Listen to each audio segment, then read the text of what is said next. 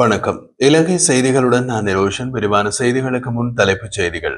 எல்லை நிர்ணய செயல்முறை நிறைவேற்ற பின் மாகாண சபை தேர்தல்கள் நடத்தப்படும் என்று ஐக்கிய நாடுகள் மனித உரிமைகள் ஆணையாளர் அலுவலகத்திற்கு அறிவித்துள்ள இலங்கை அரசாங்கம். ஐநா மனித உரிமைகள் பேரவையின் 60வது கூட்டத்தொடர் நாளைய தினம் திங்கட்கிழமை ஜெனீவாவில் ஆரம்பம். 1988-89 காலகட்டங்களில் தேசிய சொத்துக்கள் அளிக்கப்பட்டமை குறித்து அமைச்சர் லால்காந்தவிடமிருந்து விசாரணைகளை தொடங்க வேண்டும் என்று பாராளுமன்ற உறுப்பினர் தயாசிரி ஜெயசேகர் வலியுறுத்தல். நிலத்தடி நீரை உறிஞ்சி விற்பனை செய்யும் தண்ணீர் தொழிற்சாலைக்கு அனுமதி வழங்கப்பட்டால் அனூர் அரசுக்கு எதிராக பாரிய மக்கள் போராட்டம் வெடிக்கும் என்று எச்சரிக்கை. தொடர்பது விரிவான செய்திகள். இலங்கை அரசாங்கம் தேர்தல் தொடர்பான விடயத்தில் எல்லை நிர்ணய செயல்முறை நிறைவேற்ற பின் மாகாண சபை தேர்தல்கள் நடத்தப்படும் என்று ஐக்கிய நாடுகள் மனித உரிமைகள் ஆணையாளர் அலுவலகத்திற்கு அறிவித்துள்ளது. இலங்கையின் மனித உரிமைகள் நிலையை பற்றிய அந்த அலுவலக அறிக்கைக்கு வழங்கப்பட்ட பதிலில் அரசாங்கம் இந்த தகவலை வெளியிட்டுள்ளது. 13வது திருத்தத்தின் கீழ் மாகாண சபை தேர்தல்கள் 2014 முதல் நடைபெறவில்லை என்று மனித உரிமைகள் ஆணையாளர் குறிப்பிட்டதற்கான பதிலாகவே இது அனுப்பப்பட்டுள்ளது. மேலும் 2024 நவம்பரில் இலங்கை வரலாற்றிலேயே மிகவும் உள்ளடக்கிய நாடாளுமன்றங்களில் ஒன்றை உருவாக்கிய அரசாங்கம் வலியுறுத்தியது. அதில் மலையக சமூகத்தை சேர்ந்த 2 பெண் உறுப்பினர்கள், பார்வையற்ற ஒருவர் உள்ளிட்ட பல்வேறு சமூகங்களின் பிரதிநிதிகள் இடம்பெற்றுள்ளதாகவும் குறிப்பிடப்பட்டுள்ளது. ஆனால் பிரதமர் உட்பட 2 பெண் அமைச்சர்களே அமைச்சரவையில் நியமிக்கப்பட்டுள்ளதை ஜெனீவா மனித உரிமைகள் அலுவலகம் சுட்டிக்காட்டியுள்ளது. 22 பெண்கள் நாடாளுமன்றத்திற்கு தேர்ந்தெடுக்கப்பட்டுள்ள நிலையில் இந்த பெண்களின் பங்கேற்பை 9.8% உயர்த்தியுள்ளதாகவும் அரசாங்கம் குறிப்பிட்டுள்ளது. இருப்பினும் உலகளாவிய சராசரியான 22.1% விட குறைவாக உள்ளது என்று மனித உரிமை ஆணையாளர் அலுவலகம் சுட்டிக்காட்டியுள்ளது.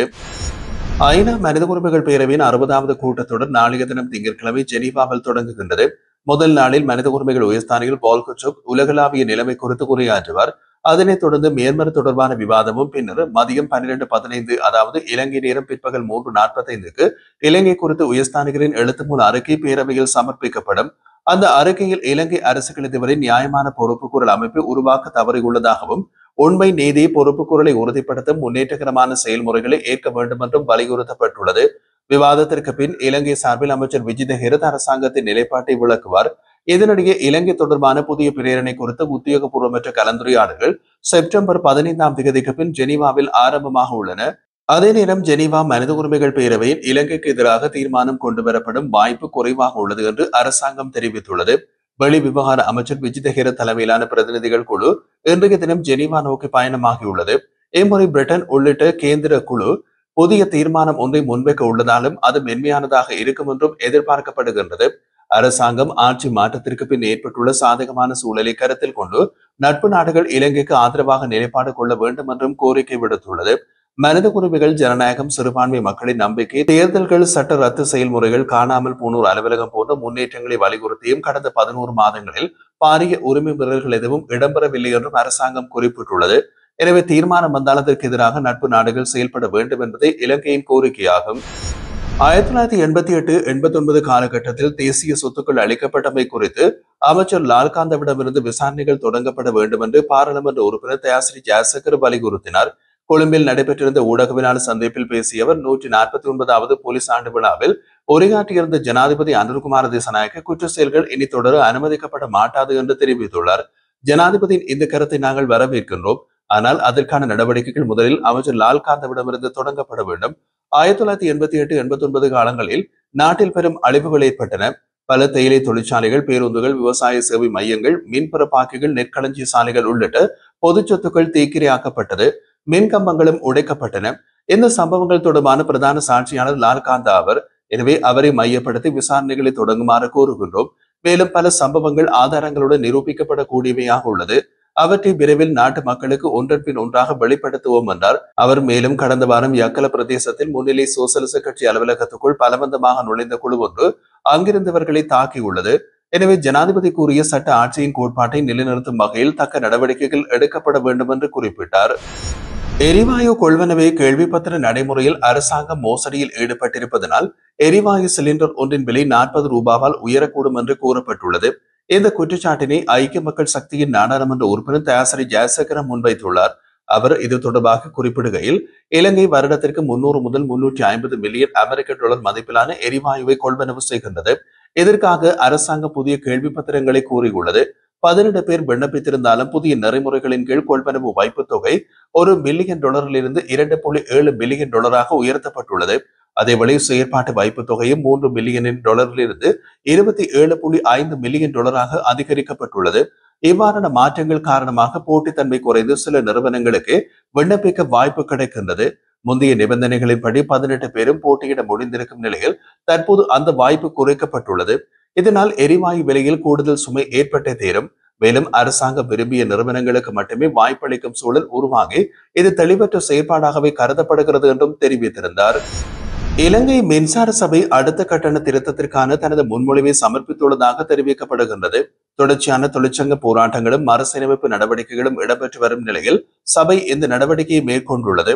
கடந்த வாரம் இதன் முன்மொழிவு இலங்கை பொது பயன்பாடு ஆணையகத்திடம் சமர்ப்பிக்கப்பட்டதாக தகவல்கள் தெரிவிக்கின்றன. மின்சார சபையின் மூத்த அதிகாரி ஒருவர் இதனை உறுதிப்படுத்திக் கொண்டதாக ஆங்கில ஊடகம் ஒன்று செய்தி வெளியிட்டுள்ளது. ஆனால் பரிந்துரைக்கப்பட்ட கட்டண விவரங்களை அவர் வெளிப்படுத்தவில்லை. இதனிடையே பொது பயன்பாட்டு ஆணையகம் இந்த வாரத்திற்குள் முன்மொழிவை வெளியிடும் என்றும் எதிர்பார்க்கப்படுகின்றது. முன்னணி தகவல்களின்படி இலங்கை மின்சார சபை 6.8% மின் கட்டண உயர்வை கோரியுள்ளதாக தெரிய வந்துள்ளது. மட்டக்களப்பு புல்லுமலை பகுதியில் நிலத்தடி நீரை உறிஞ்சி விற்பனை செய்யும் தண்ணீர் தொழிற்சாலைக்கு அனுமதி வழங்கப்பட்டால் அனூர் அரசாங்கத்திற்கு எதிராக பாரிய மக்கள் போராட்டம் வெடிக்கும் என்று தமிழரசு கட்சியின் ஏறாவூர்பற்று உப தவிசாளர் மற்றும் பிரதேச சபை உறுப்பினர்கள் எச்சரித்துள்ளனர். ஊடகவியலாளர் சந்திப்பு ஒன்றில் ஏறாவூர்பற்று பிரதேச சபை உறுப்பினர்கள் நிலாந்தன் மற்றும் உப தவிசாளர் சர்வானந்தன் உள்ளிட்டோர் இதனை தெரிவித்தனர். அவர்கள் மேலும் கூறுகையில் குடிநீர் என்பது விற்பனை பொருள் அல்ல. இதனை உறிஞ்சி விற்க அனுமதி வழங்குவதை தேசிய மக்கள் சக்தி அரசாங்கம் நிறுத்த வேண்டும். 2018 ஆண்டு காத்தான்குடி நகரசபை தவிசாளர் மூலம் மகா தண்ணீர் தொழிற்சாலை என்ற பெயரிலே இதே இடத்தில் தொழிற்சாலை தொடங்க முயற்சி மேற்கொள்ளப்பட்ட பொதுமக்கள் மற்றும் பொது அமைப்புகள் எதிர்ப்பு போராட்டங்களில் ஈடுபட்டார்கள். அப்போது அரசாங்கம் மக்களின் கோரிக்கைகளை மதித்து அனுமதி வழங்காமல் கைவிட்டது. ஏறாவூர்பற்று பிரதேச சபையும் தீர்மானம் ஒன்றை நிறைவேற்றி புல்லுமலை தண்ணீர் தொழிற்சாலைக்கு அனுமதி வழங்கக்கூடாது என்று ஏற்கனவே தீர்மானித்துள்ளது. இருப்பினும் தற்போது வேறு ஒருவரின் பெயரில் அதே தொழிற்சாலைக்கு அனுமதி வழங்க நடவடிக்கை எடுக்கப்படுவதாக தெரிய வருகிறது. கடந்த அபிவிருத்தி குழு கூட்டத்தில் குறித்த தொழிற்சாலைக்கு ஆய்வு கிடைத்ததும் அனுமதி வழங்கலாம் என்று நாடாளுமன்ற உறுப்பினர் பிரபு குறிப்பிட்டுள்ளார். இலங்கையில் தற்போது சுமார் 150 தண்ணீர் தொழிற்சாலைகள் உள்ளன. அவற்றில் பெரும்பாலானவை கம்பகா போன்ற நீர்வளம் அதிகம் உள்ள பகுதிகளில் அமைந்துள்ளது. ஆனால் மட்டக்களப்பு போன்ற வறட்சி பாதிப்பு அதிகம் உள்ள மாவட்டங்களில் இத்தகைய தொழிற்சாலைகளை அனுமதிக்க கூடாது என்று அவர்கள் வலியுறுத்தியுள்ளனர். புல்லுமலை தண்ணீர் தொழிற்சாலைக்கு அனுமதி வழங்கப்பட்டால் மட்டக்களப்பில் பாரிய மக்கள் போராட்டம் வெடிக்கும். அந்த போராட்டத்திற்கு தமிழரசு கட்சி முழுமையான ஆதரவை வழங்கும் என்றும் அவர்கள் வலியுறுத்தியுள்ளனர். மெத்தனிய தலாவ பகுதியில் போதைப்பொருள் தொடர்பான குற்றச்சாட்டில் தொடர்பில் பொதுஜன பெரமுன உறுப்பினர் ஒருவர் கைது செய்யப்பட்டமைக்கான ஊடக கேள்விகளுக்கு பதிலளித்த பொதுஜன பெரமுனவின் முன்னாள் நாடாளுமன்ற உறுப்பினர் திஸ்ஸ குட்டியாராஜி ஈஸ்டர் தாக்குதலின் பிரதான சூத்திரதாரி ஜனாதிபதி அனுரகுமார திசாநாயக்க தான் இருக்க வேண்டும் என்று வாதிட்டுள்ளார். கைது செய்யப்பட்ட உறுப்பினரின் குற்றச்சாட்டுகள் அவரது தனிப்பட்ட தவறு மட்டுமே என்றும் அதற்கு கட்சியுடன் எந்தவிதமான தொடர்பும் இல்லை என்றும் அவர் வலியுறுத்தினார்.